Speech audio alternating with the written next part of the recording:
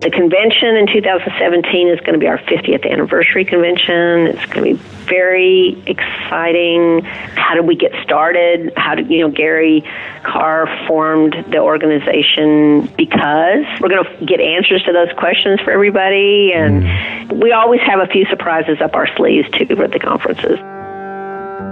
Welcome to another episode of Contrabass Conversations, your show covering life on the low end of the spectrum. And as you just heard in that quote from International Society of Bassists General Manager Madeleine Crouch, today's episode is all about the upcoming ISB 2017 convention. And we're looking at it from a whole array of different angles.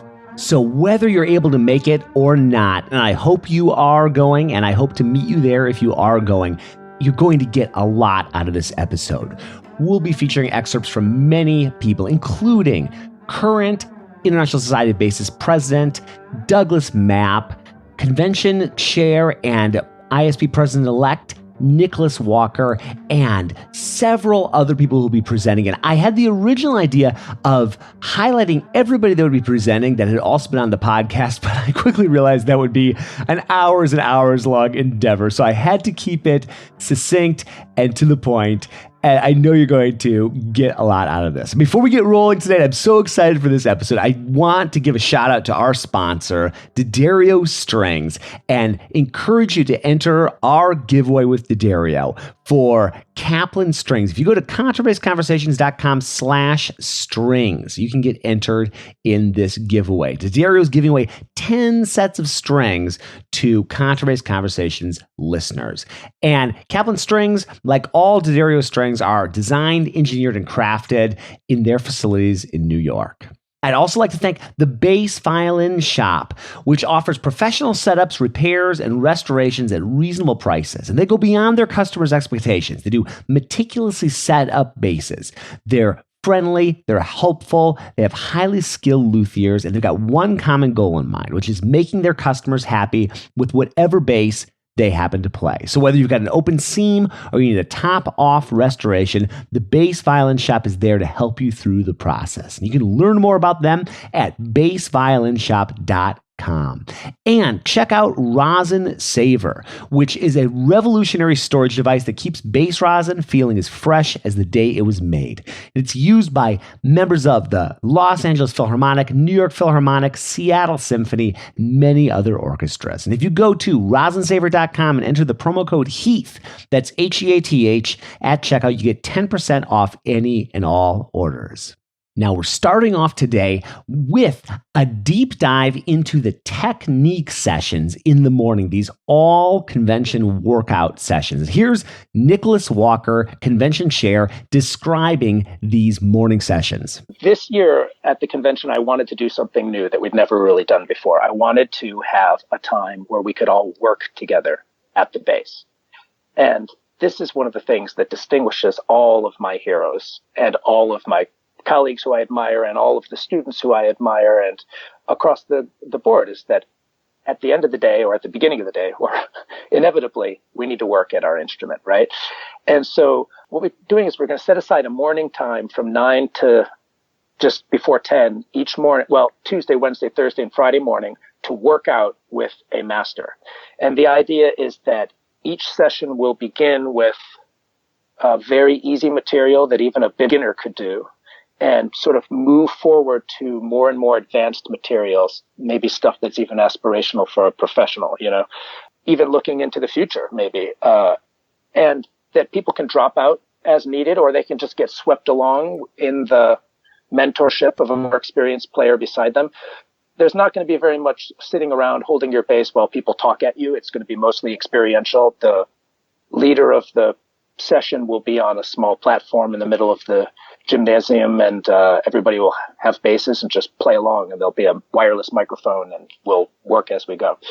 And the idea is to see how these great masters work, and see that they work, and see that all the people around you are working, and see that working can be joyful and an adventure and inspiring.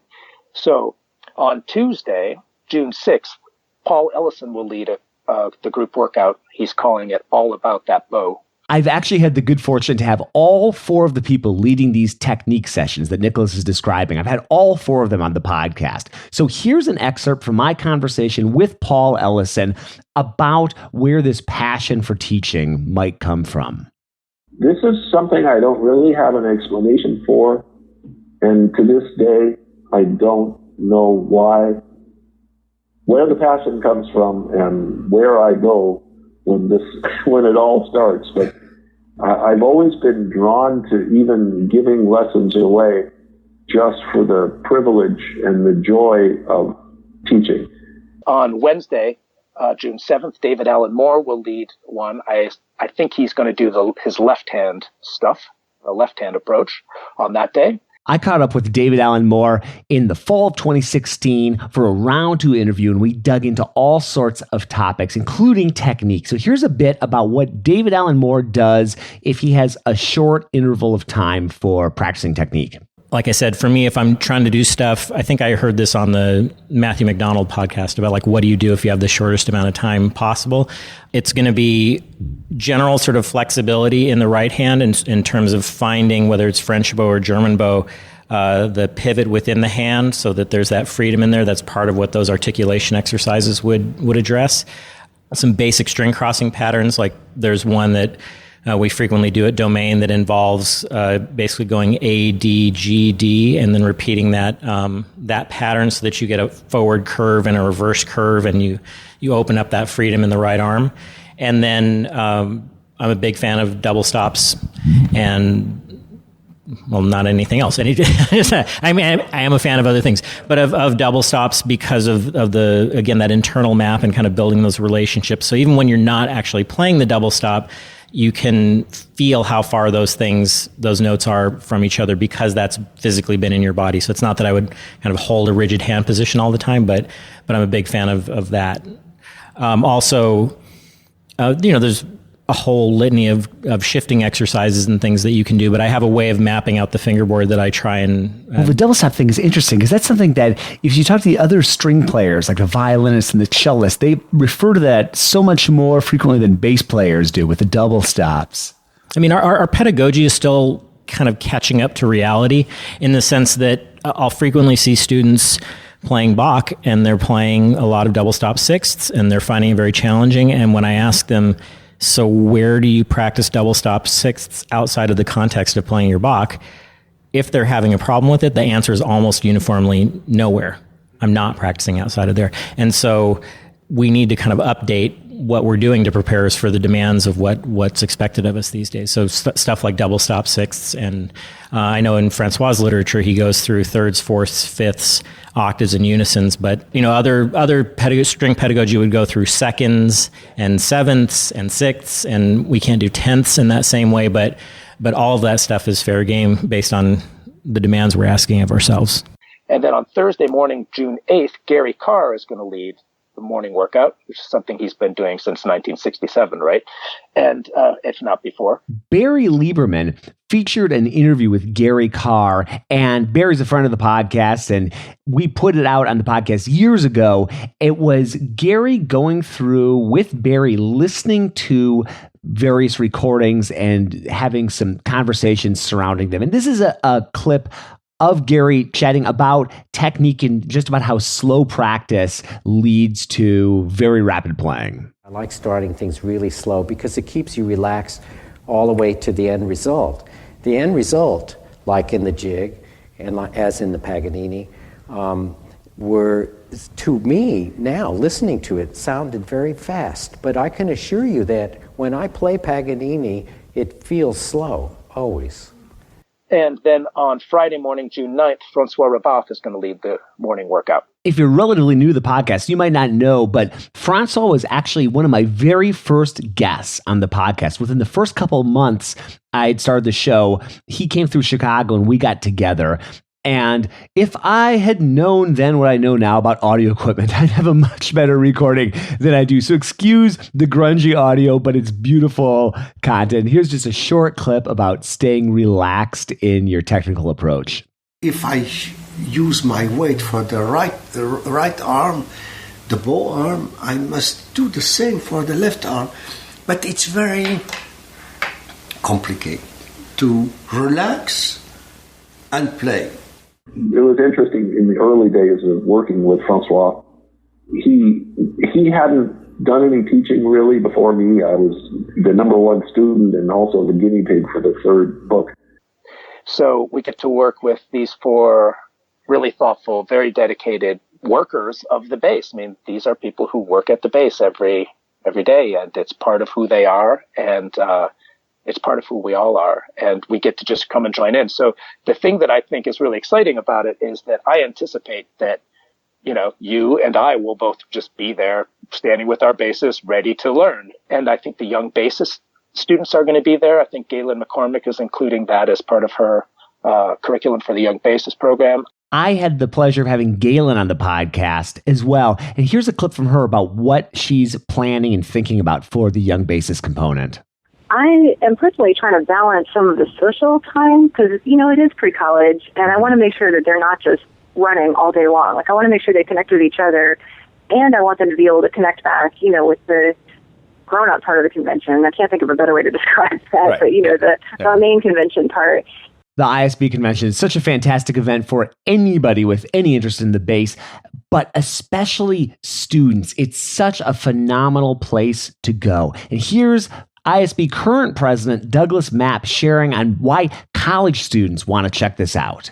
As a student, it's extremely valuable. Yeah. You get a chance to, in a non-competitive setting, see what the marketplace is like. Mm-hmm. Like some of my kids went to the convention in Richmond, and the next year they all started practicing much more seriously because they had a chance to hear people that were younger than them or their same age that were playing the heck out of the bass. Yeah. So when you go somewhere and you can meet these guys, like some of my kids got to meet some students by Klaus Trump's students. Oh, yeah. And to hear like what they consider to be a typical day of practicing, to hear the body of work that they're working on while they're practicing, to see some teachers, no matter how good your teacher is, when you go and you hear 5 guys give master classes, it informs what you do the next time you pick up the bass. And then, of course, to hear somebody who is, the principal bass of whatever orchestra give a recital. Yeah. And you were thinking that all these guys do that play in orchestras do is play excerpts. And then you hear some guy like Scott Pingel play, and it's like, wow. Yeah. Is that what bass playing is at right now? So if you're a young person and you want to know the state of the bass, YouTube is great, and records are great. But to be sitting in a hall, breathing the same air as somebody on stage, and to see them do it without any of the wizardry of taking 5 takes or 10 takes or Pro Tools or digital pitch, it's invaluable. It's invaluable. Putting on an event like this is work. I have put on events 1/10 the size, probably 1/100th the size, actually, if I think about it, and I come home exhausted and have to sleep for days. Here are some thoughts on just the magnitude of putting on a convention of this size. We start with Nicholas Walker. Douglas and Forrest and Kristen and Jeff and the people who put this together before me, put hundreds and hundreds of hours of their life just donated to you so we could all be here. So just know that. The moving parts and details for something like this are so huge, and you might not even realize that the details you have to consider. Here's Douglas Mapp on planning for all the contingencies and complexities of an event like this. It's always good to get lots of opinions. So when the board goes there, they just ask tons of questions that you may or may not, more than likely you haven't thought about, well, where are we going to store the 50 bass trunks? Yes. You think about a bass convention and thinking about where you're going to store 50 bass trunks, that's not a minor issue. Right. And here's the person who's been boots on the ground at all of these conventions for all of these years, Madeleine Crouch, and her role at these events. Well, I can't even imagine the details that go into that week. You must sleep well after that ISB week is done. Yes. It's pretty amazing. I have had conference dreams about starting about 6 months out where you wake up in the middle of the night and you think, oh, I forgot to pack that, or something, or, it's just, I think anybody who plans big events has that. But we have a great team of folks, and, the technology has helped more and more and more to make plans for things. But in the end, it's that people-to-people relationship. You have to try to think of everything that could possibly happen. And I know sometimes it makes you feel like you're kind of a worrywart, but I travel with an enormous box of medical supplies because you never know. You never know. That's true. Yeah. You just never know. That, or I always bring like European to U.S. chargers, adapters for people. I always bring a couple of extra hair dryers. I mean, like, you just kind of have to think about everything. I always bring some extra USB sticks. You bring extra everything. And you know what? If you need something, a lot of times you just go in the exhibit hall and just say, help. And people have stuff. And, thank you again, exhibitors. They're willing to pitch in to loan instruments to people.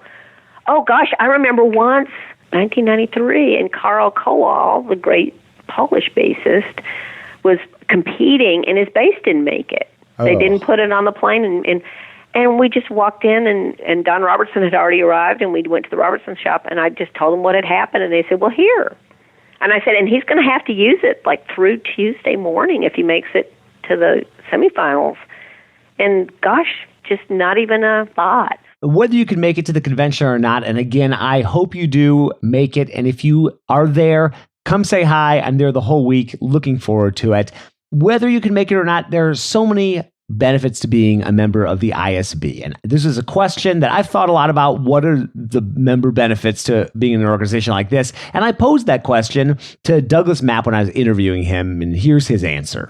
So first off, you're the member of an organization that is solely centered on the benefit of what you do, your instrument, and making it the best it can be. So, you have this Bass World, a journal that doesn't have 2 articles devoted to the bass. Mm-hmm. It's all about the bass. So you get articles about great bass players, about great bass teachers. You get, sometimes there'll be, here are 5 different ways to play the hard lick in Mozart 35, or things like that. As a society, it offers a lot of member benefits, many of which have become more useful since we've been able to add technology to them. So, of course, we have like our member database that as a member you get access to. So if you're going to France and you want the address of a bass player in France who you might be able to borrow a bass from or who might be able to help you give a master class, you have that. We just added a teacher's directory.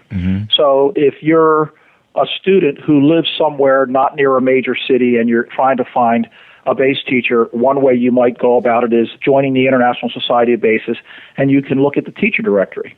We just added a luthier directory, which is going to be fantastic once all of our members start to take part of that. Another thing that's online now is you can have access to all of the bass worlds going back to the first volume when Gary Karr was president. So you can download that and read the first issue of the Journal of the International Society of Bassists. Come. We want you all here. This is all for... It's all for us, for you. Without us being here, it doesn't make any sense.